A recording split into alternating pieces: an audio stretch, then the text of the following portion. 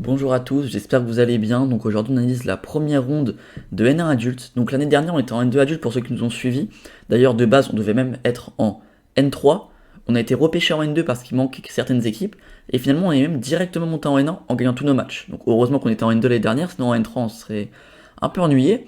Et du coup cette année on monte en N1. Donc on a une poule homogène. Il y a un peu de tout niveau. On commence par une double ronde à Gonfreville où on jouera Lisieux et Gonfreville. Donc aujourd'hui c'est l'analyse contre Lisieux. Vendredi ce sera contre Gonfreville. Et voilà, on commence par Lisieux qui est sûrement la plus petite équipe de la poule avec nous. Il y a trois équipes moins fortes, on fait partie des trois. Donc voilà, c'est un peu forcément un match contre un concurrent à la descente. Il y a que deux équipes qui descendent. Donc l'idée ce serait de gagner ce match pour réussir déjà à se mettre tranquille. Normalement, 3 victoires, un match nul et 5 défaites, ça devrait suffire pour se maintenir. On a 9 matchs à jouer. Donc voilà, donc déjà si on arrive à mettre un point, on se met plutôt tranquille pour la suite.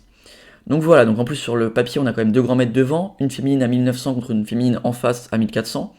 Donc l'idée vraiment c'est de gagner ce match. Donc voilà, on va partir sur l'analyse, je joue contre Redon-Gurvan 2020.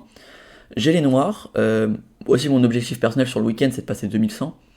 Et d'ailleurs, je vous l'annonce maintenant si vous n'êtes pas sur Twitter, sur Discord ou sur mon Insta.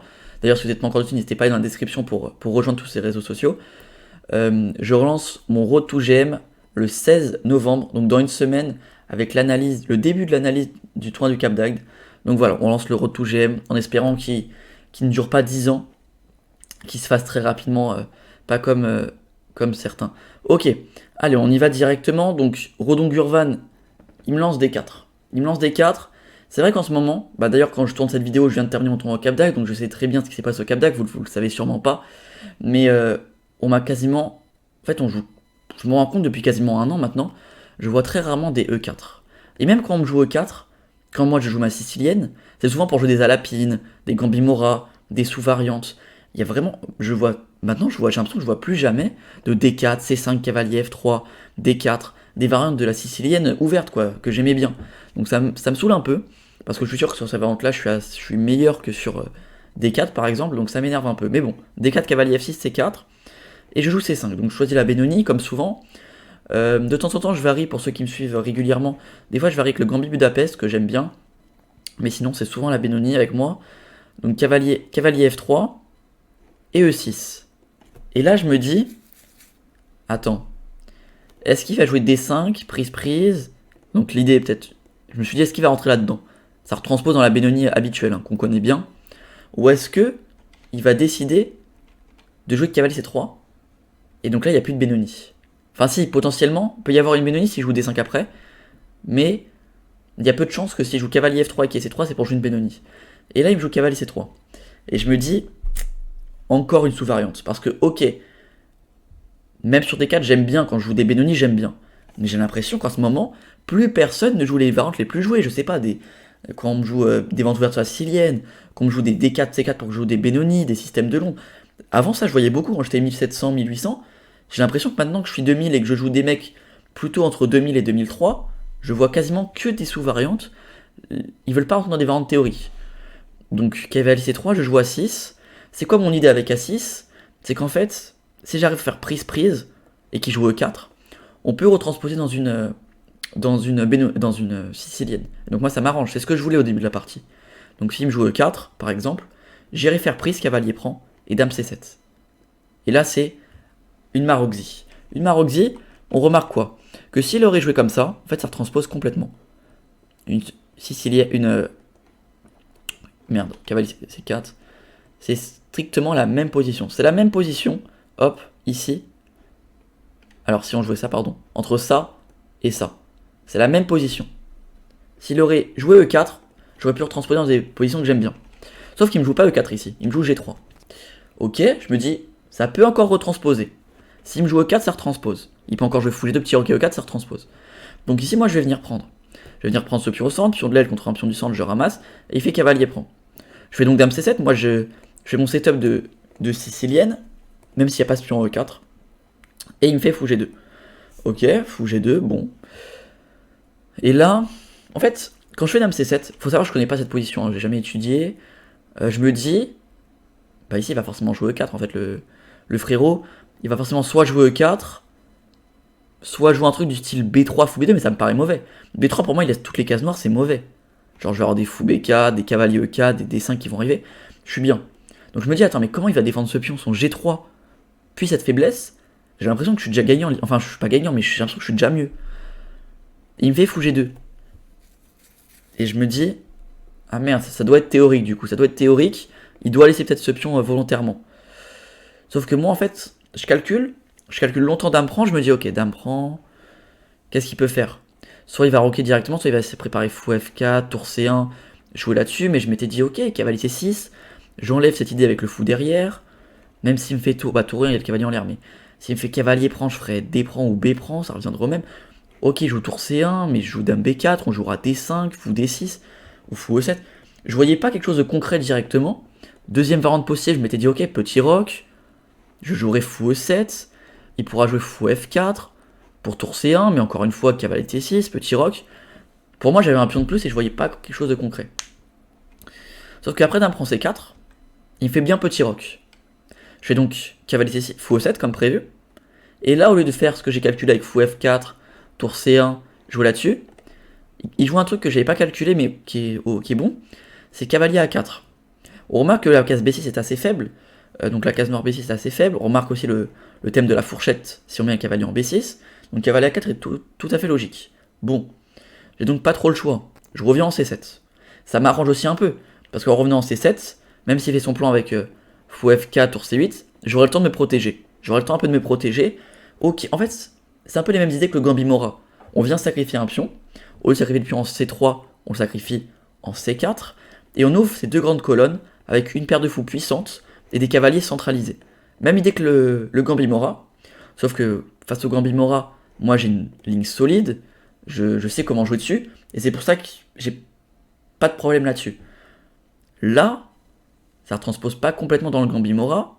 Mais je sais pas trop comment jouer. Donc ça va être très dangereux. Il joue donc fou F4, coup logique. Il gagne un temps sur ma dame. Tout à fait logique.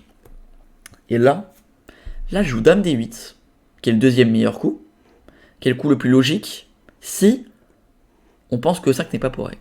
On peut se dire que E5 est correct parce que je gagne une pièce. Sauf que moi, c'est pas ce que j'ai calculé. En fait, sur E5, j'ai calculé une variante qui est fausse du coup.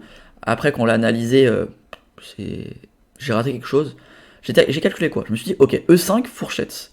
Il va donc faire fou prend, d'ailleurs c'est ce qu'il a calculé aussi, parce qu'il a laissé la fourchette volontairement. Donc sur E5, fou prend, dame prend, et cavalier B6. Et je me suis dit quoi? Je me suis dit mais attends, mais je perds la tour quoi. Si je fais tour A7, pareil, il fait cavalier prend C8, et quand je rebouge ma tour, il y a la tactique de partout, il y a déjà fou prend B7, c'est horrible. Donc je peux pas bouger ma tour. Donc je me suis dit, après cavalier B6, je vais donner la tour, donc j'aurai une qualité de moins. Par contre, je me suis dit quoi? Je me suis dit, si j'arrive à enfermer ce cavalier, qui ne ressorte pas, j'aurai 2 pièces pour la tour, et ça c'est mieux pour moi. Donc j'ai commencé à calculer cavalier C6, pour repartir avec la dame en B8, cavalier prend, et je me suis dit, bon, dame B8, il ressort là, comment je fais du coup? Faut que j'arrive à contenir ces deux cases là. J'ai commencé à réfléchir, je me suis dit, dame C5, on laisse la case C7, pour ensuite faire roi D8, mais je me suis rendu compte rapidement qu'il y avait cavalier E6, parce que bon, si je prends, je me prends cavalier prend, fourchette, je suis cloué. Donc je voyais pas comment je pouvais jouer E5. Donc, pour moi E5 c'était une erreur. Sauf qu'en fait ici, quand je calculais E5, j'ai raté un truc. C'est E5 fou prend, dame prend, cavalier B6, dame C7, non pardon, pas dame C7, cavalier C6, cavalier prend A8. J'ai complètement zappé que maintenant le cavalier était en l'air. J'ai complètement oublié ça. Grosse erreur de calcul. J'ai oublié que là-dessus, il y a cavalier prend D4 tout simplement. Cavalier prend D4. Et maintenant qu'il ressort, bah je m'en fiche. Petit roc. Et on remarque quoi? On remarque que dans cette variante là, bah j'ai 2 pièces pour la tour. Ok, j'ai une faiblesse en D7. Ok, j'ai des pièces plutôt mal placées. Mais clairement, j'aurais réussi à calculer cette position là, je l'aurais joué 1000 fois. C'est juste que j'ai pas poussé mon calcul assez loin, ou alors j'ai mal visualisé la position, et du coup j'ai pas pensé à cavalier prend D4. Du coup ça c'est dommage parce que j'aurais une position très très agréable ici. Et à la place de jouer E5, du coup je joue dame D8 très passif. Pas trop de choix, hein. Si je trouve que E5 c'est un mauvais coup, je peux pas jouer D6 bien sûr. D6 alors que j'avais calculé quoi? Ouais c'est juste tour C1 cavalier B6 hein. Tour C1, cavalier B6. Je suis raide, hein, même sur dame D8, il doit y avoir cavalier B6. Parce que si je prends, je me prends tour prend C8. Donc ouais.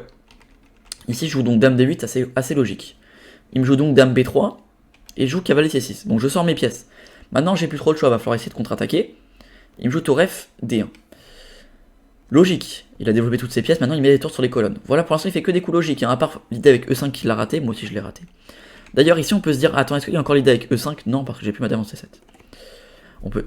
E5 est quand même le troisième meilleur coup, c'est assez étrange, mais c'est mauvais E5 du coup.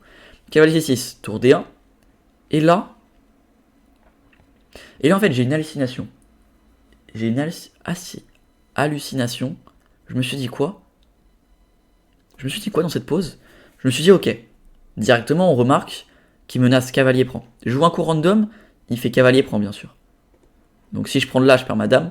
Donc il ferait pion prend et fou prend. Et ça, pour moi, la position, c'est abandon, c'est fini. Si je prends, je perds ma dame. Ma tour, elle a qu'une case, c'est A7, je fais tour A7, il fait dame B8, je perds ma tour. C'est finito. Je me dis, si j'ai cette position, la partie est finie. Il faut donc que je trouve un coup qui empêche cavalier prend. Bon, coup forcé, cavalier prend, je commence par ça. Je me dis, tour prend. Prise d'espace avec D5, cavalier B6, tour A7, parce que j'ai pas cette case. Pareil, encore une fois, je me dis quoi? Tour C1, j'ai un problème sur le fou. Fou D7 forcé, fou C7, je perds ma dame. Je me dis, mais attends, mais c'est pas possible. Je peux donc pas prendre le cavalier. Comment je fais? Parce que si je prends le cavalier, on aurait pu se dire ça, D5, cavalier B6. Là, en fait, carrément, il fallait donner la qualité. Mais ça, j'y ai vraiment pas pensé. Donc, on peut pas venir jouer cavalier prend. Deuxième possibilité, enlever la diagonale du fou. Je fais donc D5. Je pense à D5. Mais encore une fois, cavalier B6. Tour A7 forcé, parce que je pense pas à sacrifier la qualité. Et là, pareil. En fait, il peut jouer ce qu'il veut ici. Fou E3, il y aura des problèmes là-dessus. Il peut jouer tout pété avec E4, cavalier F5 même, qui est très très fort. Thématique dans ses positions. Parce que cavalier F5, bien sûr, pion prend n'est pas forcément... Ok, pion prend c'est possible, mais c'est juste compliqué. Je menace fou prend F7, si tu prends tour prend. Regardez comment ma position elle est horrible quoi. J'ai une pièce de plus, mais regardez comment c'est horrible. Donc voilà. Ici, je me dis, D5 pas possible, cavalier prend pas possible. Mais comment je joue du coup?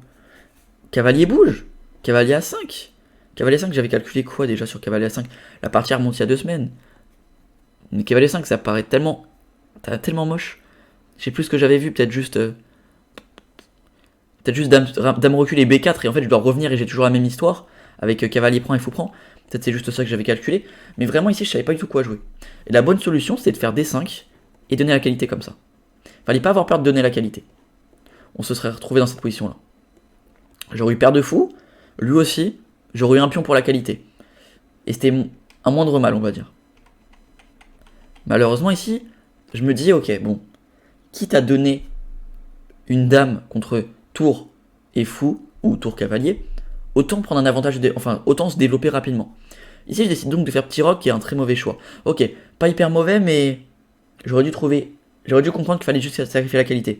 Pour moi, si je sacrifiais, donc dans cette position-là, pour moi, si je rentre là-dedans, avec pion prend, pour moi, cette position-là, elle est moins claire. Enfin, pour moi, j'ai plus de chances de faire un résultat que dans cette position-là. Merde, c'est pas celle-là.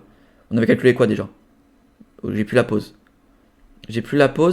On avait fait quoi? On avait fait dame là, qui est C6, tour là.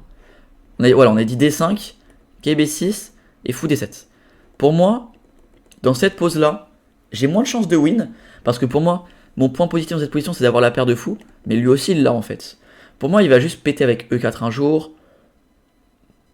Ça me paraissait... En fait, je voulais win cette partie. Ou au moins faire un match nul. Pour moi, je voyais pas trop comment continuer ici. Alors que pour moi, c'était évident qu'après petit roc, cavalier prend, pion prend, fou prend, pion prend, tour prend, tour prend. Pour moi, ici, la paire de fou contre que des pièces mal placées, avec la tour aussi, j'ai tour, fou contre dame, avec la paire de fou. Pour moi, c'était beaucoup. Enfin, j'avais plus de chances de réussir à arnaquer un résultat, quoi. Surtout qu'on commence à avoir un manque de temps. On a beaucoup calculé dans l'ouverture parce que c'était assez compliqué à jouer. Ici, il me joue tour C1, il vient attaquer cette faiblesse. Et là, moi, je sais que si je commence à essayer de défendre mes faiblesses, à jouer des coups genre fou D7, jouer genre, je sais pas, C5, c'est des coups En fait, ici, j'ai du matériel en moins. Donc c'est soit directement, je viens m'embêter, soit je vais juste souffrir et je vais perdre en 30-40 coups. Peut-être ça va durer 2 heures de plus, mais je vais la perdre la partie. Donc c'est maintenant, il faut que j'arrive à trouver les bons coups. Donc si je joue au 5, je donne un deuxième pion, fou prend.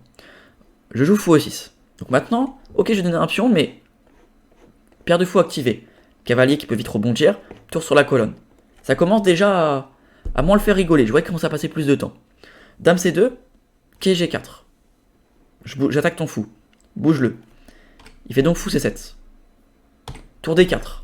J'attaque ton cavalier. Bouge-le. Ici, clairement, avec un ordi, la partie elle se gagne facilement. Mais quand tu commences à avoir 20 minutes à la pendule, tu pensais que tu allais gagner la partie rapidement, quand tu as vu que tu avais une dame de plus, tu vois que la paire de fou elle s'active, les pièces commencent à rentrer dans ton camp, tu as des pièces très passives, des pièces mal placées, des pièces qui sont pas coordonnées entre elles, tu commences à suer un peu. Tu vois peut-être des fantômes aussi. Il me joue donc B3.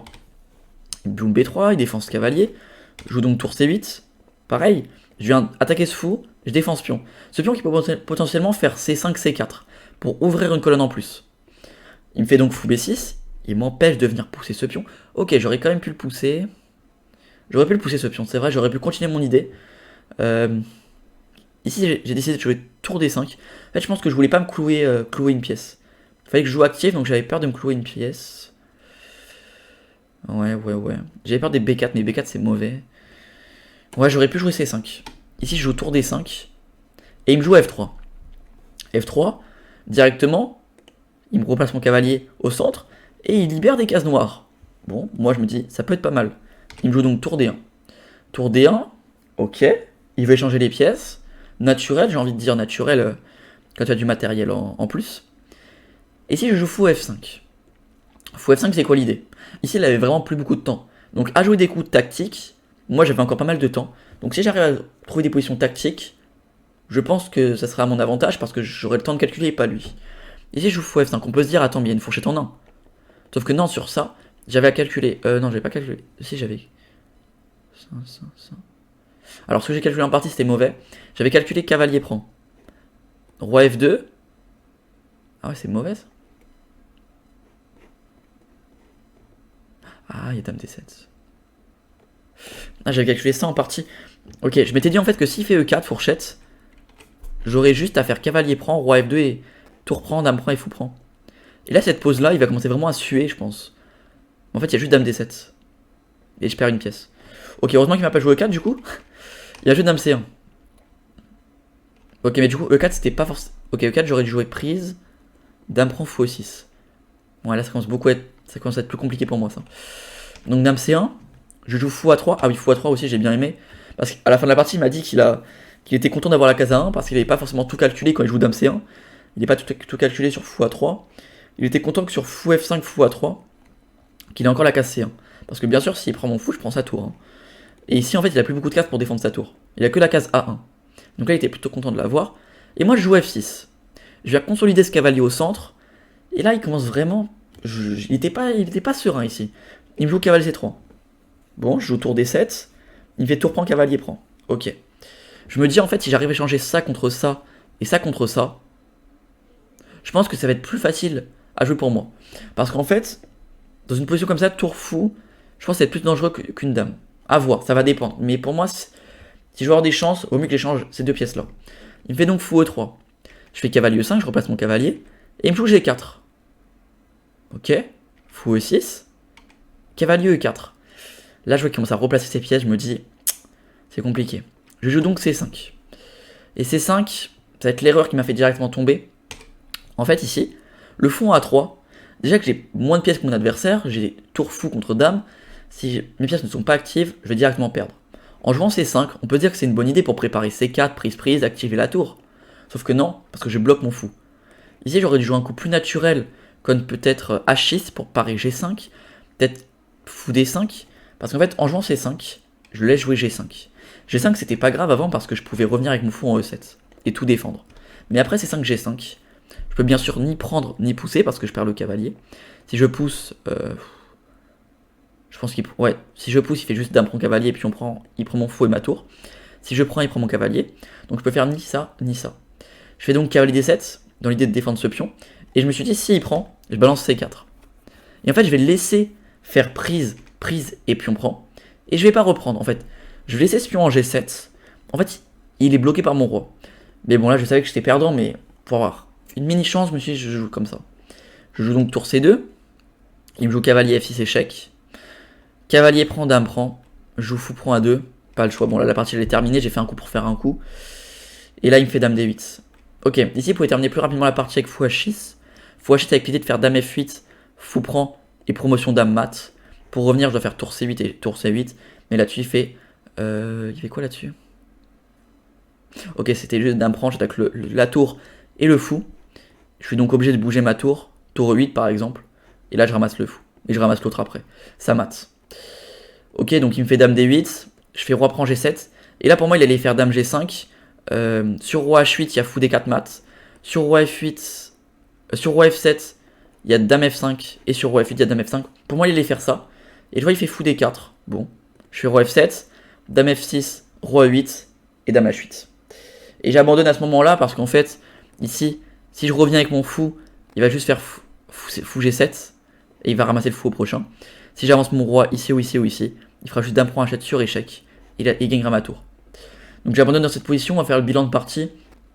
Extrêmement déçu de ma partie. Ça me saoule un peu. Donc l'équipe a fait 4-4, a fait match nul 4-4. Voilà, dans un match où on aurait dû gagner contre un concurrent direct, ça fait vraiment chier. On lâche un point important. J'avais dit qu'il fallait 3 victoires à nul, 5 défaites pour se maintenir dans cette N1.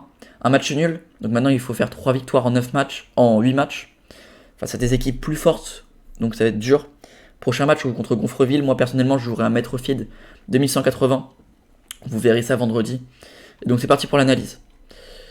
Ok, bon pour l'instant rien de spécial à signaler. Hein. On va accélérer un peu sur l'ouverture. Ouais, c'est là, je rate 5. Je rate 5, c'était le coup critique je pense dans cette partie. C'est E5. Je joue dame D8, c'est le coup où je vais subir toute la partie. Je joue E5, c'est moi qui va le faire subir toute la partie. Je rate 5, donc je suis moins bien. C'est là le coup important à trouver. Là pareil, deuxième moment critique, et le dernier, il y avait 2 moments critiques, E5 et celui-là. Il fallait comprendre que je dois laisser la qualité, laisser une dame contre tour fou. Ça peut être une bonne idée, mais dans cette position-là, c'était mauvais. Et donc là, il me fait fou prendre. Bon, il met coup brillant, c'est assez gentil pour lui. Et donc voilà, après, je pense pas que j'ai fait d'erreur, hein, c'est juste qu'il a été mieux, il a joué correctement. Et il m'a battu petit à petit, quoi. Ah, si, c'est 5, pardon. Pour moi, c'est 5, c'est une grave erreur. L'ordi est trop gentil. L'ordi est trop gentil. C5, c'est erreur, voire gaffe. Sans C5, j'aurais pu encore créer des problèmes. C5, ça me fait directement perdre. Ouais. C'est dommage. Ouais, c'est dommage. C'est dommage. Ouais, très moche partie. Hein. 75 de précision. J'ai fait une gaffe, 2 erreurs, 2 imprécisions. Quand on voit ça, on peut se dire que t'es plus sur un 85. Mais en fait, c'est juste que, ok, j'ai pas beaucoup fait d'erreurs. Mais j'ai clairement pas joué les bonnes idées, quoi. On remarque que j'ai fait 14 bons coups. J'ai jamais joué les meilleurs coups, en fait. Dans toute la partie, même quand j'aurais pu avoir des petites idées pour revenir, je les ai pas vues. Partie à oublier, partie catastrophique. Deuxième ronde, je jouerai donc contre un Maître Fit, comme je vous l'ai dit. On jouera Gonfreville-Lorcher. Gonfreville-Lorcher qui avait fini dans les premières équipes de N1 l'année dernière. Mais cette année, ils sont peut-être un tout petit peu moins forts. Je pense une équipe de milieu de tableau. Donc on essaiera d'aller chercher un résultat contre eux. Vous verrez ça vendredi. Et n'oubliez pas, dans une semaine, on lance le Road to FM avec les parties du Cap d'Agde. Donc bien sûr, l'idée, c'est de passer donc Road to FM, Maître Fit, il faut être 2300. Mon idée, c'est de l'être d'ici un an et demi. On est actuellement en novembre 2022. L'idée, c'est d'être environ Maître Feed vers janvier 2024. Par là, un an et demi, quoi. Et du coup, voilà. En tout cas, j'espère que la vidéo vous aura plu. Si c'est le cas, n'hésitez pas à liker, la partager, la commenter. Et moi, je vous dis à bientôt. Ciao.